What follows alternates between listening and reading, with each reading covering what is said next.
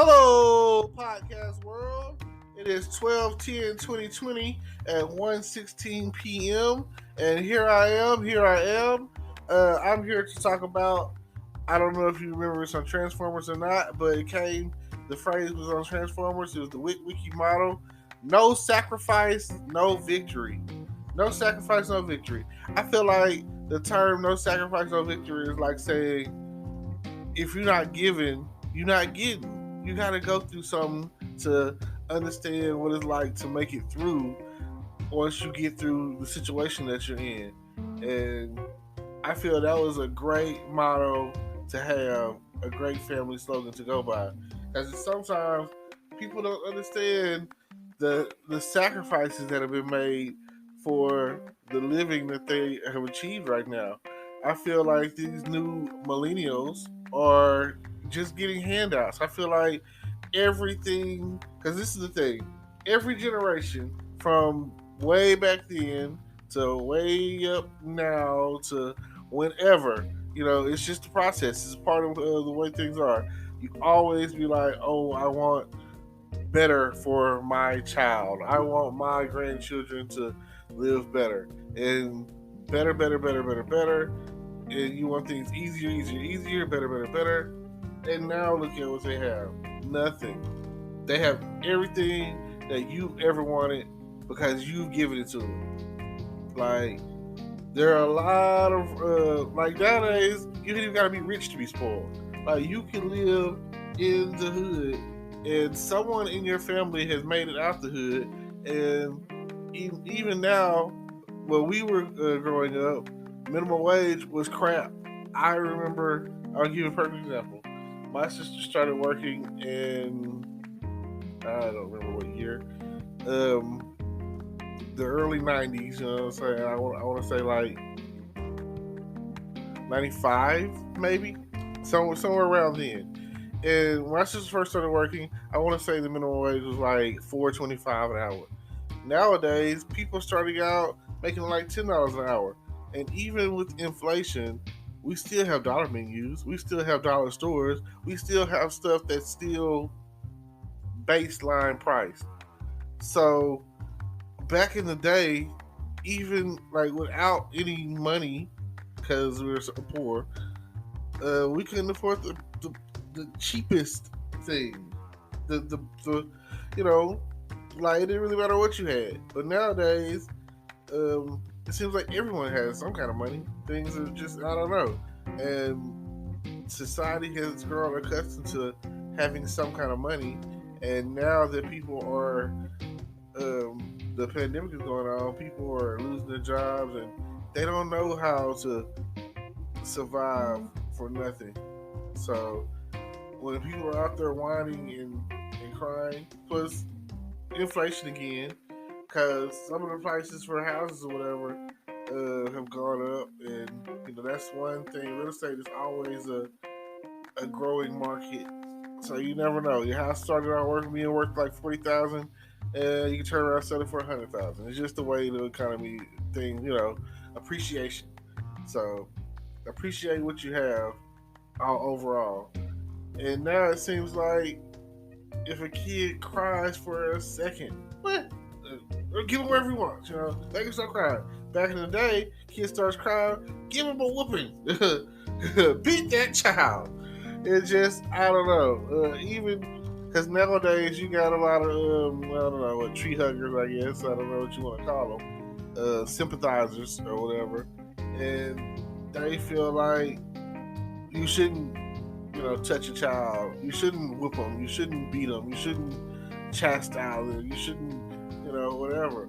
And kids that grew up in, I'm going to say like in the 90s, and especially once if you were born in 2000 and above, oh yeah, it's over.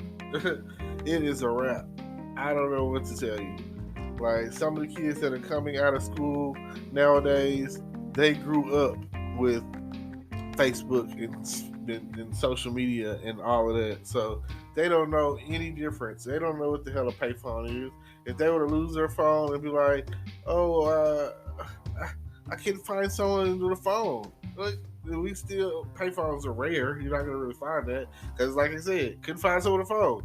Like, how does that not happen? There are people who are homeless on the street with cell phones. So I don't know what to say or whatever. Like, they're smartphones. They're not just regular freaking phone. Like, you can become a millionaire with a freaking smartphone. You can go somewhere, McDonald's, library, whatever, and use your phone to make money. There are so many freaking ways to make money from your phone that it's ridiculous. That's the society that we live in today. Um, Again, I'm doing this podcast. I could do it. I don't know how the quality is because I've never done it, but I could do it directly from my phone using the Anchor app. It's free. Download it. Check it out. You probably heard the advertisement at the beginning. So, with that being said, think about that. It could, over time, it could, you become a successful podcaster like Joe Rogan or someone. But either way, I be seeing these movies or whatever, and I grew up in the time frame of Home Alone, and Macaulay Culkin basically he does his thing. Like, he's home alone. He's like, look at him. I'm 19 years old, and I'm taking on these bad guys. I've rigged up my house, and they getting their hand burnt. They getting sliding down icicle steps. They're walking on nails. They're getting their head torched. Feathers in their face. Paint cans smashing their face in the stairs. All of this stuff happening. BB guns shot in the balls, in the face and all that. These are things that the 9-year-old, 10-year-old boy is doing, And then, he gets lost in New York and he goes to his relative's uncle's house or whatever, and he rings it up and he's smashing them even worse. So, I mean, what are the odds of coming across the same criminals more than once in a lifetime, Like, dang, did they not do their job?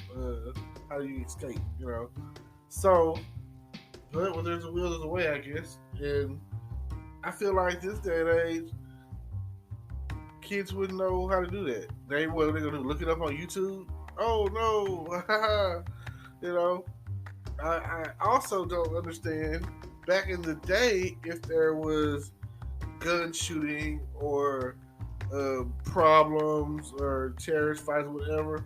If there was something going on that was danger ready, or danger close or whatever, kids would be like, run, save me, Nowadays, kids are like, oh man, I'm gonna get this on my phone. You see that, man, dude, bro? Let's go record this on my phone, It's a bomb. Let's go check that out.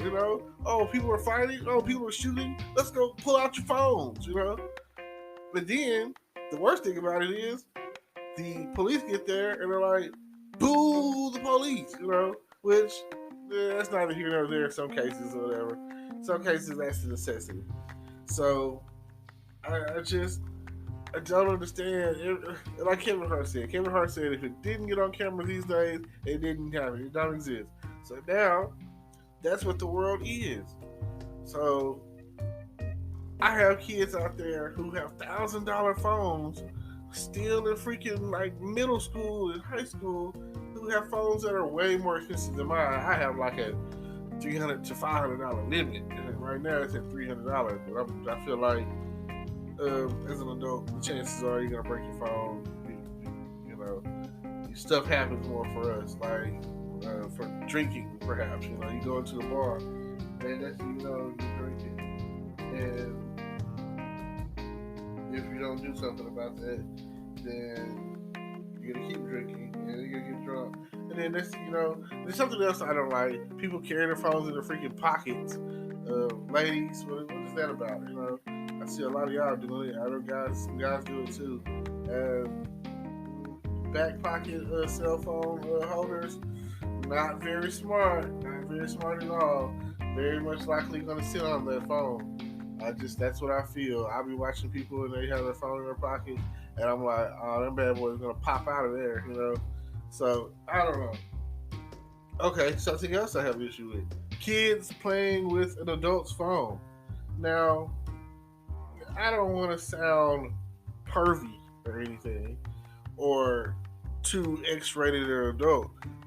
I kind of felt like this once I made high school back then, and this is before digital camera age.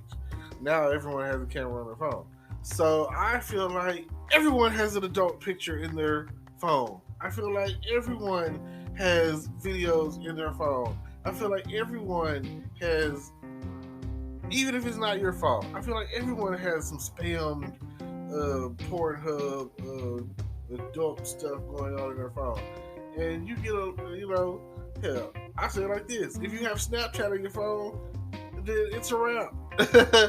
Like, and they're gonna spam the crap out of you with their trying to sell their premium content or a secret snap or whatever. Like, oh god, that's why you don't really see a lot of guys letting anyone touch their phone. But women on the other hand, yeah, get them in there. What? Wherever you are on YouTube with crap, like I said, kid comes around me, I have the tablet, they use that, Same situation's gonna happen. I mean, it's, I didn't know that you had to restrict kids from watching stuff on YouTube because of the content. But, most kids aren't watching. I don't know. Yeah. I've been watching porn since like third grade, so I don't know what to say on that end, but I still agree with them being spoiled. So I don't know if that's your thing, spoiling your kids, go for it. They'll never notice that they're spoiled. They'll think that they didn't get everything that they wanted when they were a kid. It's gonna be the same cycle because my parents was probably giving me way more than they ever had, and there were a lot of times where I was ungrateful, which I don't feel that way, of course.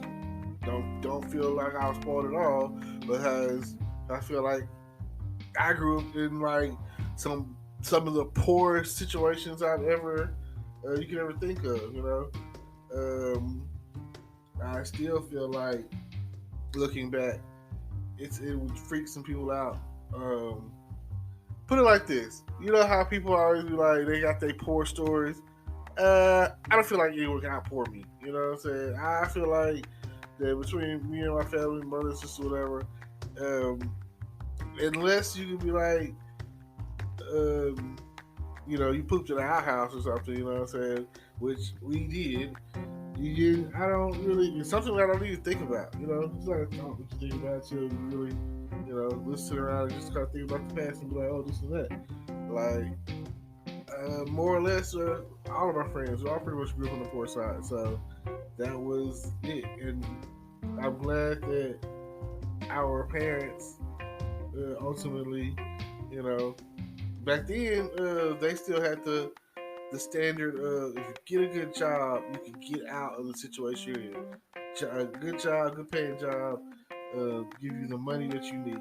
Nowadays, that's not what they want to. That's not gonna work. I don't care what you say. Nowadays, you need a two parent household making at least six figures between the two of them, and this is what you need. And it would help if they had some sort of business, online presence or whatever, and they had some sort of secondary income that's whatever. That would help subsidize some of the crap that you got going on that your job can't pay for. And that is the only way at the end of the day. It doesn't matter what you're doing, it doesn't matter what. Because I know that I personally feel like if you don't have a computer at home, which surprisingly you come across, I'm not talking about a tablet, or I'm talking about a real Windows or Mac computer, Like, there are certain things that you just can't do and be successful in life without. And I come across those especially females. I come across females that don't know how to use a computer and don't know what Control X and Control V do as a function on a computer, and that really sucks. And I just be thinking to myself like, oh my god, where did you go to school at? That is horrible. Like ignorance is bliss though. So whatever it is that you don't want to know, you happy with not knowing it or whatever, you happy with your situation, cool. You know, but at the end of the day, like I say, no sacrifice, no victory. So it's kind of like this. You can be happy. Ignorance is bliss is kind of like Pleasantville. Like you could be happy in your situation, everything all is working or whatever, but you living in a world of black and white, and that's not the case. Nowadays, everything is in full HD color, and if you don't see it, if you don't have the vision for it, then you're just not going to make it. I'm sorry. You have got to see things head on for what they are, and you got to understand that people are having sex. People are touching themselves. People are, that's the thing that would happen on Pleasantville. I freaking love that movie, when it first popped off or whatever, the girl in the movie, the dude was still trying to keep things black and white. The girl was like, well, why don't we? And they would go to the library, and there were no words in the books. And the girl, she just could remember some of the stuff in the books. And she was just like telling her, like, yeah, I remember this book, and it only filled up to the point of what she could remember. Eventually, it got to the point where kids were going to the library. And that kind of became a thing, like, like Lover's Lane, going to the library. So, then when she started falling in love with the guy, I can't even remember the character's name, I don't want to say Chet, but I don't remember. When she started falling in love with the guy or whatever, and they messed around, full color, and then you start seeing people popping up with color or whatever, and then like the more old-fashioned people, like the father and everything, like the wife, she wanted to, she wanted to nail her husband. You know what I'm saying? Like, what's wrong with that? If anything, hey, I would think that you would be happy that your wife was trying to give you some. I don't know. I'm not married, so I don't understand. But I do have those on both sides who are complaining. Like, I have wives that complain about not having enough sex or something, and I have husbands that complain about not having enough sex or something. So sex is, hey, it's a deal maker, deal breaker. I know for a fact I couldn't be in a sexless marriage. Like, I'm marrying you to not have to worry about chasing after the females out here. Like, I chose you. I chose you, so, you know what I'm saying? You need to be every little bit of freak that I need in my life. I need you to be my everything, because at the end of the day, I chose you. And you chose me for whatever reason you chose me. But at the end of the day, for me. I don't know about some of these other guys out here, but that's one of the main reasons I'm choosing. You can cook and you can fuck. Like, come on. Like, you can screw me 6 ways from Sunday. What they say? Oh, yeah, I ain't going nowhere. Go, baby. Yeah, go, baby. Shoot. Yeah, so just check me out. Feel me. No sacrifice, no victory. Like, comment, subscribe. I enjoy this time with y'all every time that I get in front of a mic and I give y'all a piece of my mind. So let's talk. It's me, your boy Terrence, signing off. Peace.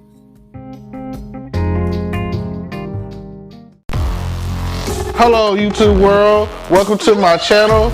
Don't forget to like, comment, subscribe, and hit the notification bell so you can be notified when I drop hot content like this, and stay tuned for the next video.